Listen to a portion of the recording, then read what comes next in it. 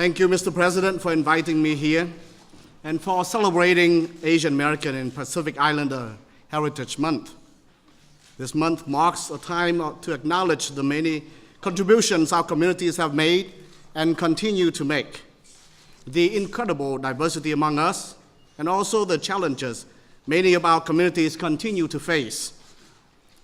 I come from New Orleans, where my church, Mary Queen of Vietnam, serves a congregation of 5,200 Vietnamese Americans, mainly in the fishing industry in the Gulf Coast region. We thank the administration for its efforts to help our community and all in the region in the aftermath of the tragic oil spill. Thank you, Mr. President, for your vision, leadership, and dedication to ensuring that no community is invisible to its government, and for all you have done to help the AAPI community. It is now my honor to introduce the President of the United States.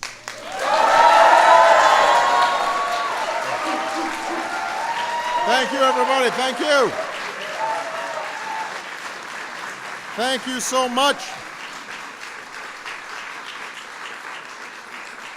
It is wonderful to see all of you, some of you back for the second time. Some of you work for me, so you're here all the time. I want to, before I start off, acknowledge that we've got just some outstanding members of Congress who are always fighting the good fight for the AAPI community. It starts at the top, though, and I want to give a huge welcome and big round of applause for somebody who will go down as one of the greatest speakers in our history, Speaker Nancy Pelosi.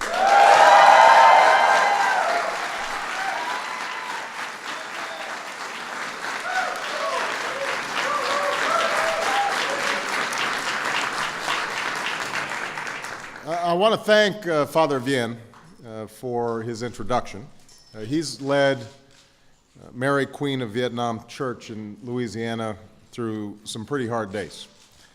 After Katrina, he served not only as a spiritual advisor, but also as a community organizer, making sure his parishioners got the help that they needed.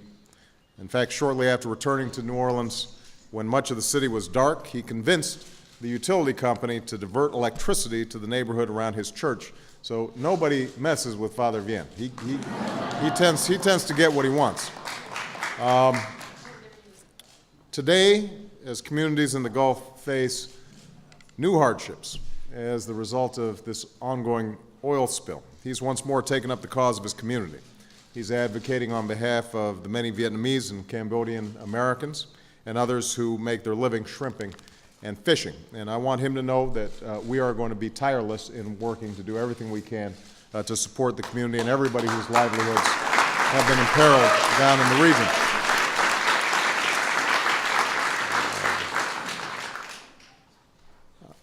I want to not only thank all the members of Congress who are here. I think Rick Shinseki may be here. Has he made it yet? He may be late. Give Rick Shinseki a round of applause anyway, because he's doing a great job as our Secretary of Veterans Affairs. I want to thank DJ Reika, who's been spinning a little East Room Bhangra for everybody, mixing a hip-hop beat with the sounds of her heritage, making a uniquely American sound that may not have been heard in the White House before.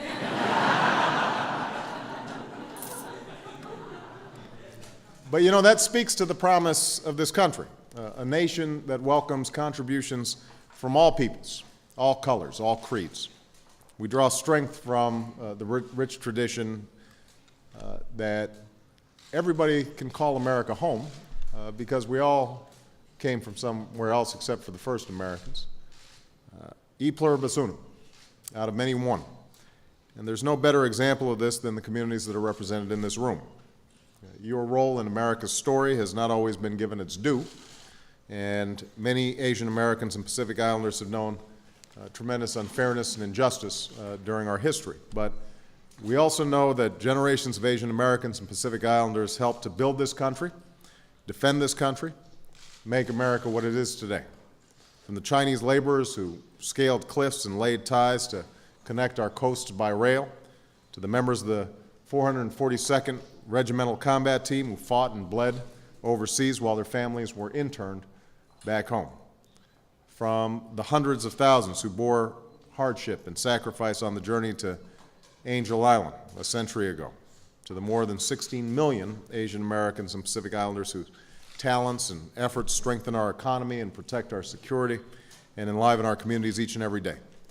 And obviously this is personal for me, since you need to look no further than my family, my sister Maya and brother-in-law Conrad, and my two mischievous nieces, Sohaila and Savita, to know that that is part of America's past, but is also going to be part of America's future. And for this reason, we are here today to celebrate these contributions. But we're also holding this event because I want to make sure that we are hearing from you, so that government does its part on your behalf, just as you're doing your part on America's behalf. And that's why I signed an executive order to reestablish the White House Initiative on Asian Americans and Pacific Islanders.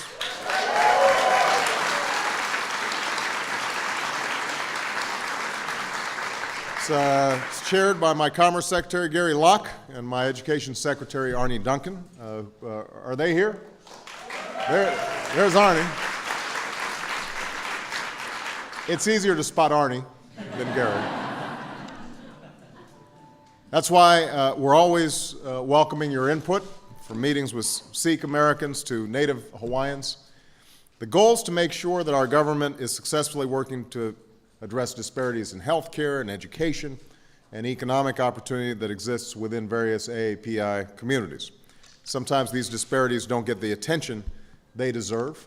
People get lumped into one category, and obviously so many Asian Americans are doing so well that, and some, you know, the fact of disparity is lost and forgotten. But as you know, beneath the label of AAPI are dozens of communities, and each is facing their own unique challenges. And that's part of what this education effort within government is all about, to make sure we're not making generalizations, but rather we're thinking in very particular terms about how we can help to give everyone in this country the opportunity they deserve. I'm also going to fight, have been fighting, and will keep on fighting for comprehensive immigration reform that respects our nation's heritage.